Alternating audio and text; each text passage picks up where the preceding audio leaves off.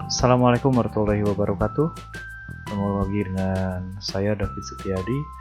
Kali ini saya tidak membuat tutorial untuk umum, tapi ini saya khususkan untuk mahasiswa-mahasiswa saya yang belajar di rumah atau kuliah online, karena kebetulan di 2 minggu ke depan itu pemerintah memberlakukan, jadi mahasiswa harus tetap berada di rumah untuk memutus rantai peredaran virus corona, dan semoga semua berada di lindungan Allah Subhanahu wa Ta'ala dan selalu sehat, amin ya rabbal alamin. Oke, kita mulai. Sebelumnya di 4 pertemuan ke belakang kita mempelajari client-side scripting, atau di dalamnya ada HTML, kemudian CSS, sedikit JavaScript, kemudian di pertemuan 4 terakhir itu sampai kuis kita mempelajari Bootstrap atau framework untuk tampilan. Nah, untuk berikutnya kita akan mempelajari server-side programming, yaitu di sini adalah dasar atau basic dari PHP-nya. PHP yang akan kita pelajari adalah PHP natif. Nah, modul ini saya ambil dari wetrischool.com. Jadi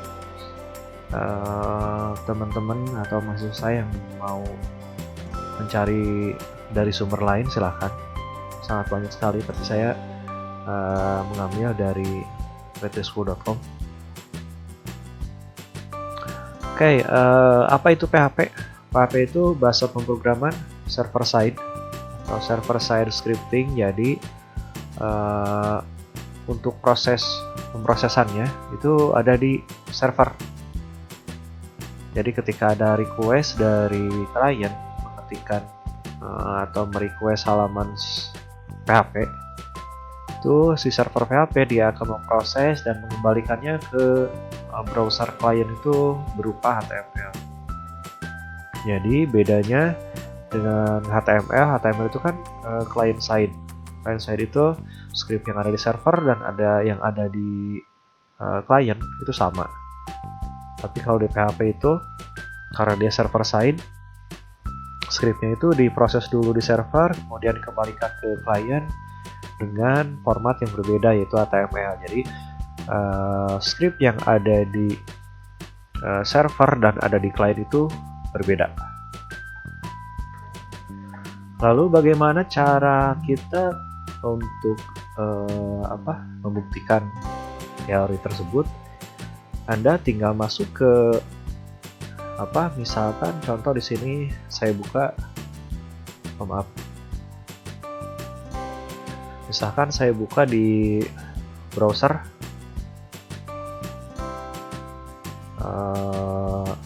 misalkan saya buka Lazada. Nah, ini jelas sudah pasti ini menggunakan server side ya. Server side, kalau kita di inspect elemen aja atau view shortcode, sudah jelas.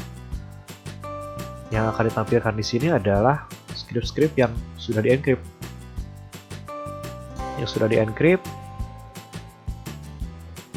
Jadi script yang ada di klien dan yang ada di server pasti beda. Anda tidak bisa mencuri atau menduplikasi script yang server side, karena ketika sudah sampai ke klien itu bentuknya adalah berupa HTML. Oke. Kita lanjut lagi. Sifatnya gratis ya, open source. Jadi PHP ini ketika Anda gunakan untuk membuat aplikasi sebesar apapun, Anda mau jual lagi ya tidak usah membayar royalti lah. Kalaupun Anda mendonasi ya silahkan. Kemudian editor yang akan kita gunakan, boleh Anda menggunakan Notepad, Dreamweaver, kemudian sublime, bracket, dan lain-lain. Kalau saya sendiri sudah nyaman menggunakan brackets. Kemudian yang perlu Anda persiapkan sebelum memulai PHP ini adalah menginstal web server. Web server sini yang saya gunakan adalah menggunakan SAM ya. Nah, ini menggunakan SAM. Jadi web server Apache-nya saya start dulu. Nah, kalau sudah running seperti ini berarti kita sudah bisa menjalankan PHP. Oke. Kemudian yang kita butuhkan nanti adalah database servernya. Sini misalkan studi kasusnya menggunakan MySQL dulu. Kemudian bagaimana cara menjalankannya? Nah, cara menjalankannya beda seperti HTML. Kalau HTML kan client side tinggal klik 2 kali dia otomatis masuk ke browser tanpa ada pemrosesan terlebih dahulu di server, dia sudah bisa di running. Tapi kalau di PHP ini nggak bisa diklik 2 kali. Di PHP ini kita harus memanggil hostnya atau servernya di mana tabnya nanti, kemudian contoh di sini localhost, kemudian nama foldernya dan nama file Anda harus formatnya seperti ini di dalam address bar ya. Contoh, kita mulai. Ini kita coba running dulu. Nah, ini sudah berjalan berarti ya. Berjalan. PHP MyAdmin-nya nggak ngejalan karena memang belum di running yang MySQL-nya. Oke, sampai sini saja udah cukup nih. Berarti servernya sudah berjalan, PHP servernya sudah berjalan. Kemudian langkah berikutnya adalah saya akan membuat folder di dalam biasanya kalau kita install SAM itu ada di C, kemudian ada folder SAM, masuk ke folder htdocs.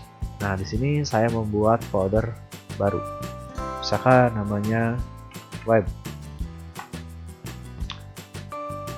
Oke, di sini foldernya kosong. Sekarang saya buka web editornya atau text editornya. Saya menggunakan bracket, kemudian saya open foldernya, saya arahkan ke C, SAM, htdoc, kemudian folder yang tadi ini folder saya yang barusan saya buat itu web namanya. Oke. Kita memulai dengan membuat file pertama PHP. Sini saya kasih nama misalkan index.php. Oke, untuk penamaan pertama tagnya itu kita harus seperti ini penamaannya. Maaf.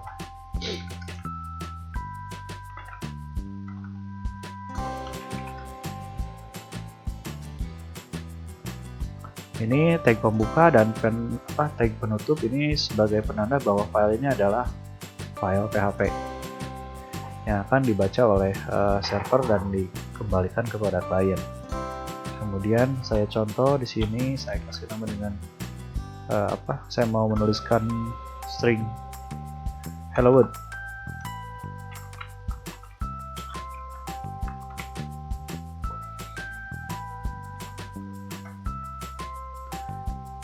Dan tidak lupa kita mengakhiri dengan titik koma. Ini karena PHP ini hampir mirip dengan bahasa turunan dari C yang lainnya. Kita belakangnya harus pakai titik koma. Ini saya sudah membuat satu file PHP. Untuk file PHP, stringnya harus di dalam tanda kutip 2. Cara runningnya seperti apa? Kita masuk ke browser, ketikkan localhost, kemudian slash nama folder tadi, kemudian slash lagi nama file kita itu index.php. Nah, keluarlah ini hello world tadi. itu cara merunning PHP. Jadi tidak seperti HTML kemarin. HTML itu nggak perlu pakai server, dari klik 2 kali dia bisa langsung running karena dia bahasanya adalah bahasa markup, jadi yang akan diterjemahkan oleh browser. Nah, kalau ini sendiri nggak. Kalau PHP itu dia diproses dulu di Apache server tadi, kemudian dikembalikan ke browser berupa format HTML. Kalau tidak percaya tinggal buka shortcode-nya. Tuh kan. Ini dia shortnya ya cuma seperti ini. Karena ini adalah server side hello world aja. Padahal script yang sebenarnya adalah ya seperti ini. Oke. Kemudian sebelum diteruskan kita harus mengenal dulu macam-macam error pada PHP. Jadi PHP itu ketika terdapat error, dia akan mengembalikan notif ke browser itu berupa teks seperti ini. Misalkan undefined variable. Jadi ini namanya tidak terdefinisi. Nama variable name ini tidak terdefinisi di foldernya nih. Di sini adalah d sem htdoc latihan error handling index.php di line 4 misalkan. Berarti kita harus tinggal mencari kesalahan yang ada di sekitar line 4 ini. Kemudian ada undefined index. Undefined index ini biasanya variabelnya kosong. Jadi si PHP dia mendeteksi ada variabel, tapi variabelnya tidak ada isinya, tidak ada value-nya, tidak ada nilainya. Jadi dia keluar undefined index. Ini sebenarnya kalau ada notice seperti ini PHP akan tetap jalan. Dia akan tetap di running biasanya dan tidak terlalu fatal error. Kemudian ada lagi undefined constant. Kemudian, nah kalau warning ini biasanya dia si PHP-nya dia tidak akan running. Kalau ini kan contoh nih, ini masih tampil, cuman ada notisnya di atas. Jadi PHP-nya tetap di running, tapi dia memberikan bahwa ada error. Tapi kalau misalkan warning biasanya dia PHP-nya nggak bisa dieksekusi karena dia stop, dia warning. Contoh di sini ada error di parameter array-nya misalkan. Nah, dia tidak dieksekusi. Oke, seperti ini. Errornya banyak. Silahkan Anda pelajari sendiri dari modul ini. Oke, selanjutnya adalah bagaimana kita bisa menempatkan PHP ke dalam HTML. Jadi kita menggabungkan HTML dan PHP. Ada dua cara. Jadi bisa PHP di dalam HTML atau HTML di dalam PHP. Itu tergantung kondisinya. Contoh misalkan ketika kita mau menambahkan PHP ke dalam HTML, sedangkan kan yang akan kita buat adalah filenya .php. Nah, ini .php nih. Nanti yang harus kita perhatikan adalah efisiensinya. Efisiensinya lebih banyak mana?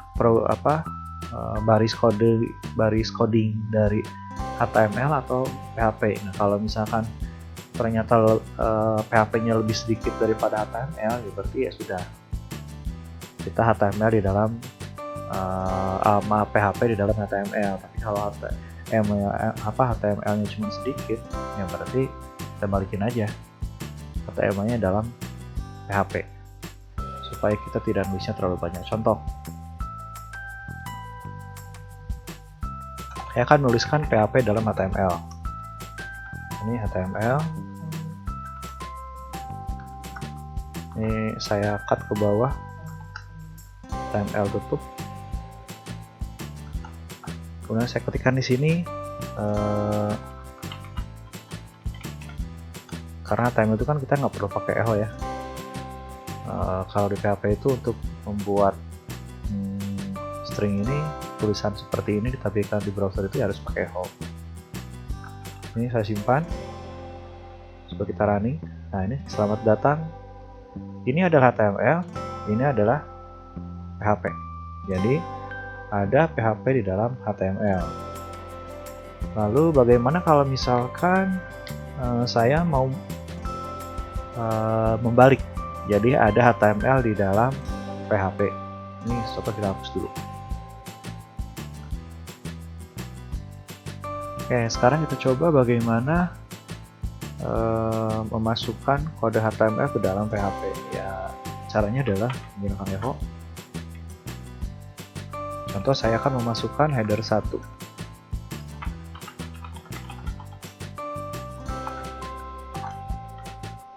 Ini selamat datang, kemudian saya tutup tag headnya. Ini seperti ini, saya refresh. Nah, ini keluar ya. Ini formatnya HTML, tapi ada di dalam PHP. Contoh, misalkan saya kasih sedikit CSS. Nah, yang perlu diperhatikan adalah seperti ini. Ini kan harusnya style itu kita pakai tanda kutip 2. Nah, ini bisa pakai tanda kutip 1 tetap. Karena di sini tanda kutipnya udah diganti, udah dipakai sama echo ini. Contoh, saya kasih colornya adalah red ya. Kita simpan, kita refresh. Oh, maaf, ada yang salah. Kurang tanda kutip. Simpan, kita refresh. Nah, ini keluar. Warnanya jadi warna merah. Saya kasih sedikit CSS dalam HTML. Jadi itu perbedaan PHP di dalam HTML atau HTML di dalam PHP. Oke, kita lanjut ke modul selanjutnya adalah PHP itu tidak case sensitif. Jadi Anda mau menggunakan echo-nya besar, contoh ya, untuk menuliskan hello world ini stringnya. Mau menggunakan echo-nya huruf besar silahkan, huruf kecil silahkan. Ini semuanya tidak berpengaruh dalam PHP itu. Kemudian untuk menuliskan komentar, Anda cukup menggunakan double slash. Dia akan mendisable satu baris kode tersebut. Contoh, sini saya disable yang ini. Kalau saya kasih double slash, simpan. Nah, dia tidak akan dieksekusi karena dia dianggap sebagai komentar. Komentar ini fungsinya untuk apa? Ya, untuk menandai atau memberikan identitas pada kode kita.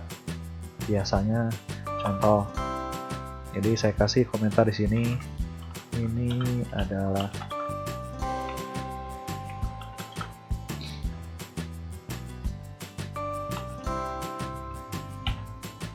jadi ketika saya buat seperti ini, dia tidak akan dieksekusi, tidak ada. Sebagai penanda saja atau untuk men-skip misalkan beberapa codingan. Oke, itu. Kemudian berikutnya adalah kita akan menuliskan variabel. Nah, ada beberapa rules penulisan variabel dalam PHP itu. Yang pertama, variabel itu diawali dengan ini $. Kemudian diikuti dengan nama dari variabelnya. Kemudian harus diawali dengan huruf atau dengan menggunakan underscore. Tidak boleh ada strip atau spasi ya. Kemudian variabel itu tidak bisa dimulai dengan number. Misalkan variabel 1 2 3 bisa. Tapi kalau misalkan variabel nama 1, nama 2, nama 3 disebut boleh. Tapi jadi harus diawali dengan huruf. Kemudian variabel itu hanya terdiri dari alphanumeric karakter. dan underscore. Jadi dari A sampai Z 0 sampai 9 dan underscore. Selebihnya dari itu tidak boleh ada. Nanti akan terjadi error. Kemudian variabel name itu case sensitive. Jadi antara age, variabel age dengan variabel age yang hurufnya besar itu adalah berbeda. Oke. Sekarang kita coba membuat variabel dalam PHP. Itu di sini ada variabel contoh ya. Kita buat variabel. Kita tidak dalam PHP itu kita tidak deklarasikan dulu variabel misalkan string, float atau apapun, kita langsung saja bikin variabel. Contohnya adalah variabel teks 1. Teks 1 misalkan di sini adalah hello world. Teks 1 hello world. Jadi kalau misal dia pakai sama dengan, kalau misalkan ada dalam tanda kutip, dia akan dibaca sebagai string. Oke, jangan lupa pakai koma. Kalau simpan, ini tidak akan terjadi apa-apa, kosong. Karena ya itu hanya kita membuat variabel saja, belum kita panggil. Cara manggilnya gimana ya? Kita tinggal pakai echo variabel teks 1. Oke, koma. Sekarang kita lihat, nah keluar. Jadi echo variabel teks 1 untuk memanggilnya. Lalu bagaimana kalau misalkan saya membuat variabel yang kedua, misalkan number 1 sama dengan 2. Kemudian di variabel yang kedua, number 2 itu saya kasih nilainya adalah 3. Misal saya panggil lagi echo number 1. Simpan. Nah, ada 2 di sini nih. Yang ini kan string nih, yang ini number, tapi dia mepet ke sini. Gimana caranya supaya misalkan tidak mepet seperti ini? Kita gunakan lagi HTML. Contoh HTML, karena untuk membuat baris baru itu kita menggunakan BR. Kita tambahkan BR saja di sini. BR, simpan, sekarang kita refresh. Nah, dia ke bawah ya. Dia hello world, kemudian ke bawah. Oke, di sini akan ada number 1 dan number 2. Di sini saya mau tambahkan, caranya gimana ya? Anda tinggal tambahkan seperti ini saja, tambahkan operator. Tambahkan operator berarti ditambah 62. Nanti otomatis dia akan ditambahkan menjadi 5 karena variabel 1 nilainya 2, variabel 2 nilainya 3. 2 tambah 3 sama dengan 5. Oke, sampai sini dulu di bagian pertama.